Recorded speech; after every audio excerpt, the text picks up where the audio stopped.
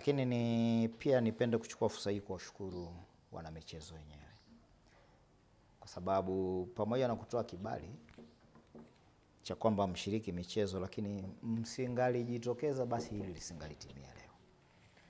Kwa hiyo mnastahili pongezi na mmeiwezesha mamlaka kushiriki sasa na kutekeleza ambao ni maelekezo ya serikali kwamba michezo pahala pa kazi ni muhimu, kwa sababu michezo ni sehemu ya kujenga afya, hasa kwa yale magonjwa yasiyo ya kuambukiza.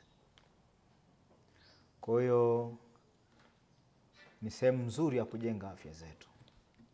Lakini michezo pia ni sehemu ya kufahamiana. Sisi wote tunaoenda kukutana ni watumishi wa umma.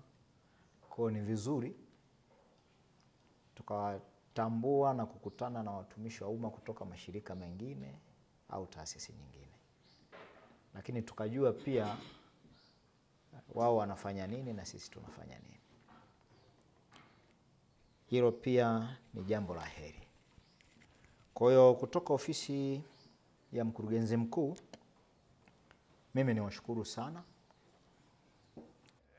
Jumla ya watumishi 43 wataiwakilisha mamlaka ambayo ina watumishi zaidi ya 450 ambao wataenda kupambania mamlaka yetu. Tunatarajia kushiriki katika michezo 6. Tutakuwa na football, tuna netball, tuna riadha, tuna darts, tuna bao na karata. Tunaamini katika michezo hii yote tutarudi na vikombe kwenye baadhi ya michezo. Lakini malengo yetu ni kuhakikisha kwamba tunashinda michezo yote na tunarudi na vikombe. Kihistoria inaonekana mwaka 2022 tulipambana kwenye football tukaishia robo finali. Kwa hiyo malengo yetu ya mwaka huu kwenye upande wa mpira wa miguu ni kuhakikisha tunafika nusu finali. Kwa majina naitwa Venanda Edward, tunashiriki mchezo wa bao pamoja na netball.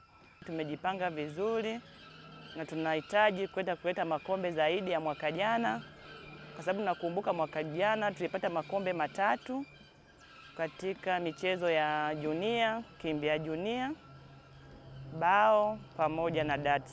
Lakini naamini kulingana na wigo wa michezo iliyoongezwa mingi, ninaamini makombe yatazidi.